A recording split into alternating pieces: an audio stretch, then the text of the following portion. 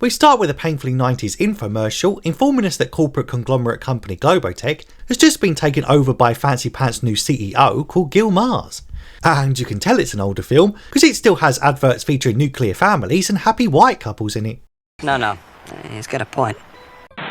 Anyway, we soon meet top toy designers Erwin and Larry, who are tasked by their new boss to develop toys capable of, quote, playing back.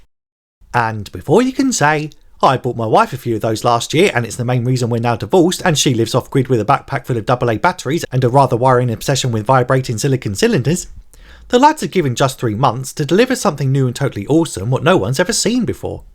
So a desperate Larry uses poor Erwin's secret password to sort of kind of accidentally purchase some new state-of-the-art microprocessor chips straight from the fucking army. This isn't going to end well. Right to jail, right away. After the opening title sequence showing said state-of-the-art microprocessor chips straight from the fucking army being slapped into their new range of toys, we meet newly relocated teenager Alan, who's taken in a new shipment of toys for his dad's shop, and who soon convinces the old-timer delivery guy to let him play with his package. Steady. I mean spot him a set of figures so he can sell them first in town, and finally make his dad some money and totally restore his trust in him, after he sort of accidentally on purpose called in a bomb threat to his old school because reasons? What? Anyway, we meet Alan's 16-year-old neighbour Christy and her little bro Timmy, who wanders into the back room after overhearing 2 gruff military commanders fighting off screen before properly being twatted by a small pellet gun. And after excitedly begging Alan to reserve them one for later, we meet Christy's dad Phil Fimple, who's cutting down Alan's stressed out dad's tree to make some room for his fancy satellite dish. Later that night, and after his stressed out dad finally leaves for his out of town conference, Alan makes one of his first new friends in the neighbourhood in the form of Archer, emissary of the Gorgonites. Well, I say make friends, I mean basically just talking to a plastic figurine in his dark and lonely bedroom. I totally get it. Whilst back at the shop, artificially intelligent Major Chip Hazard bursts out of his box and promptly wakes up the rest of his commando elites, including Butch Meathook, elite sniper guy, demolition expert Nick Nitro, artilleryman and absolute fucking unit Brick Bazooka, comms officer Lieutenant Link Static, and covert insurgent Kip Killigan. And Major Hazard states that because the Orange Man's now back in the top office, it's totally open season on rounding up illegal aliens and packing them off back to where they came from. So they've got to go find them gay-ass Gorgonites right fuckity now. Meanwhile, the plastic AI Archer fella's busy reading up on world history and consuming every dark crevice of the internet, as a panicking Alan wakes up to the sight of a conscious toy figurine who may or may not have accidentally seen his internet history. Listen to me. I am not gay. Anyway, the next morning, Alan comes into the shop to see a bunch of empty packaging and 0 small soldiers inside them. I just can't believe a bunch of toys have seemingly come to life like in that Pixar flick and also its handful of sequels, and now poor Archer can't find any of his comrades anywhere. Christy then turns up to pick up her toy for her bro what she reserved the other day, and also can't believe they've apparently all been stolen after just one day of this 14-year-old boy being in charge of a whole fucking shop. But after bonding over their shared love of Led Zeppelin and hating some rando 90s sitcom, he gives her a cheeky smile and says you're not quite like other girls. And before she can say, oh why, because I'm one of the only ones left in the country who hasn't chopped off her tits yet, Alan's dad comes home early and sees all the carnage, before doing some naughty microaggressions and implying that he still doesn't trust his son, given he had one job and now his model boat's fucked and the whole shop is in ruins. Not cool, man. Not cool. Anyway, after Christy leaves on the back of the bike of her douchey boyfriend, Link Static tracks Alan and the Gorgonite target back to his gaff, where Brick Bazooka promptly attempts to subdue the pair, mainly by flailing behind the bike wheel like an absolute numpty. And the elite commando just ends up getting his leg caught in the spoke and then exploding into pieces, because reasons. No, don't you just hate it when that happens? So after the crew piecing back together outside his house, Alan rings up tech support for the toy company to file an official complaint, given their product has come to life in the dead of night, smashed up his shop and got himself framed for letting a burglary happen, which resulted in his own dad emasculating him again. But she just shrugs and says making up ridiculous fantasy stories to cover for the fact that you're an incompetent twonk and pretty shitty salesman ain't really our problem, son. Before the cheeky bitch just randomly misgenders him. Have a nice day, ma'am. I'm not a ma'am. How dare you? Hate crime!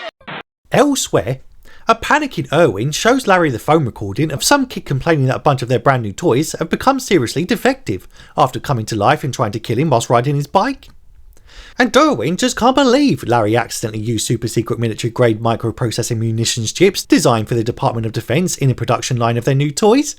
Because that's like super dangerous, bro, and probably going to get them sued to Kingdom Come and shit. And mainly by Pixar, after they find out how much this movie about talking toys coming to life and causing utter carnage is ripping off their biggest franchise IP. You're done! You're done! You're done! Later that night, the dopey Chief Gorgonite gets lured into an obvious trap by the devious Commando Squad, and soon has to be saved just in the nick of time by a 14-year-old soy boy with 90s hair curtains. And after sticking poor Nicky Nitro down the waste disposal pipe and making a Lieutenant Dan out of him, Alan's parents come down screaming like maniacs, only to be told he was defending a living toy from being killed by a bunch of other living toys. But homicidal ones, and ones that are built like brick shithouses and stuff.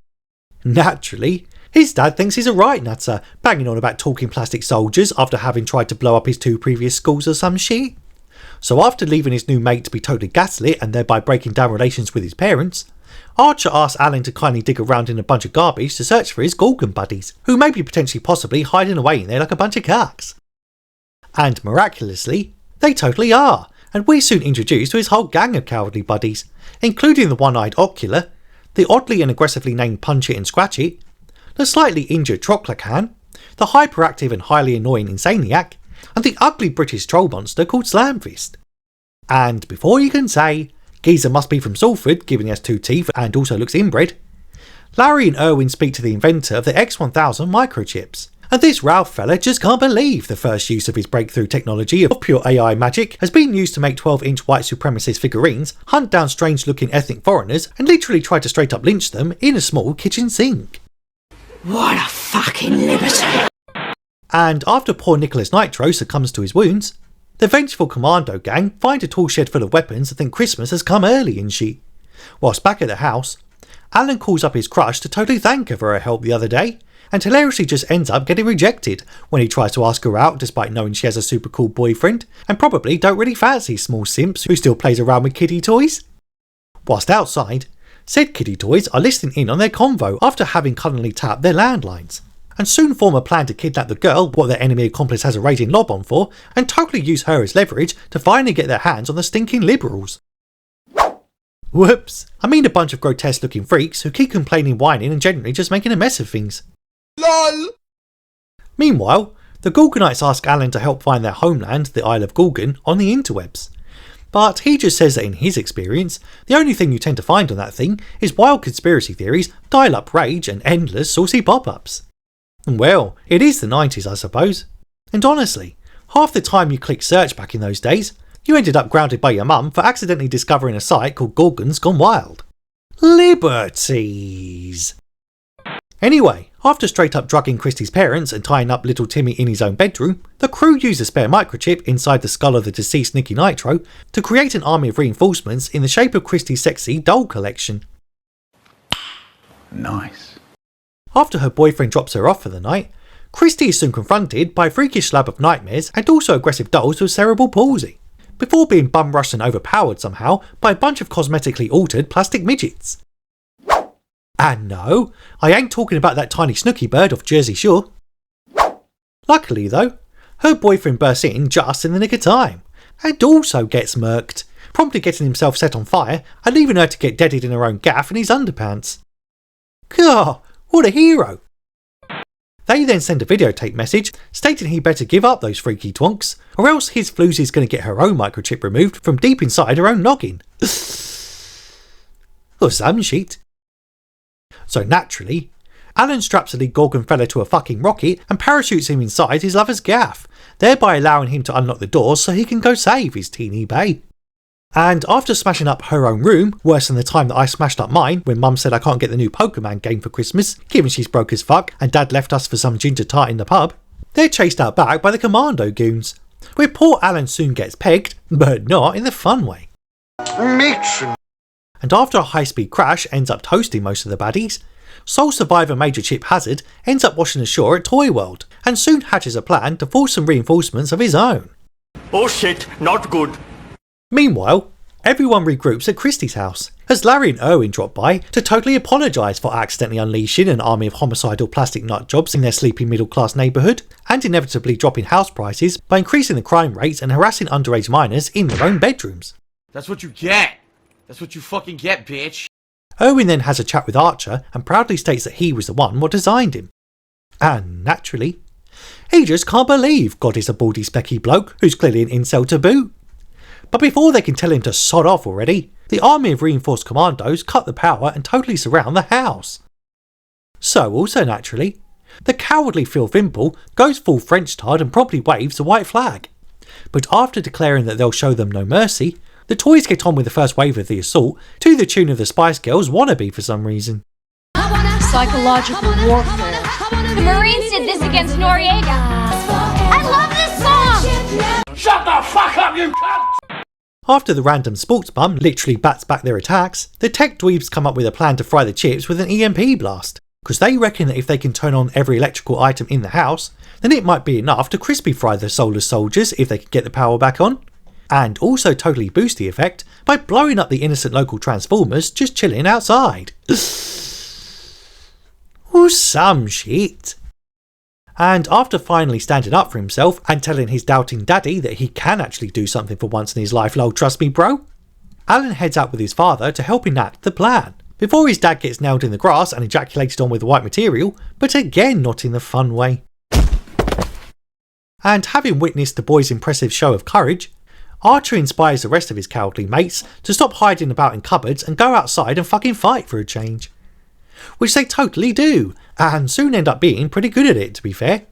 As Archer then says goodbye to Alan, well now they're all going to get deaded if the plan actually goes to plan. And a little later, Chippy Boy turns up in a makeshift chopper and tries to yeet a miner on top of a power line. That's so dangerous. Luckily, Insaniac lobs his leader up to the pole to have a final face-off with his arch-enemy, but who quickly loses the epic battle whilst Chip declares victory for the Commandos, before being snatched up by a local soy boy and promptly crispy fried between the two pylons of overloaded electricity. And it looks like it's curtains for the #1 homicidal plastic maniac who was literally born last week, as Christy does some maniacal homiciding of her own, before the tech dweebs set off the EMP pulse and finally end the sentient midgety menace once and for all. Huzzah!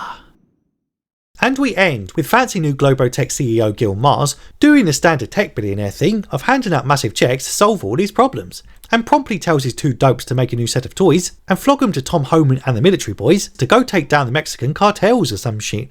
You're done! You're done!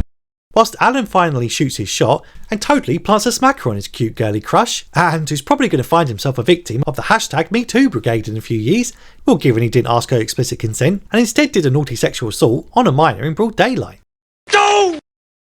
But in better news, turns out the Gorgonite fellas miraculously survived the giant zap by totally cucking out again under Phil Fimple's giant satellite dish, as Alan just allows a flock of horrific sentient monsters to float off down a river into the wild to search for their non-existent homeland of Gorgon. That's fucking retarded, fucking retarded, fucking retarded. And that's it, that's the movie. Though my favourite part was realising that both sides of the conflict were voiced by the OG Dirty Dozen and also the cast of Spinal Tap for some reason. Though why they got Buffy herself involved yet didn't use her to kick some tiny plastic hiney, I don't know. But anyway, that's the plot and that's your lot. Considering that old thing so you don't miss any future recaps. Tell me if you like this flick in the comments if you have time. And I'll fight off small plastic bigots full of intense xenophobia and fueled by military grade AI microchips and who can create insane munitions combos with you in the next one.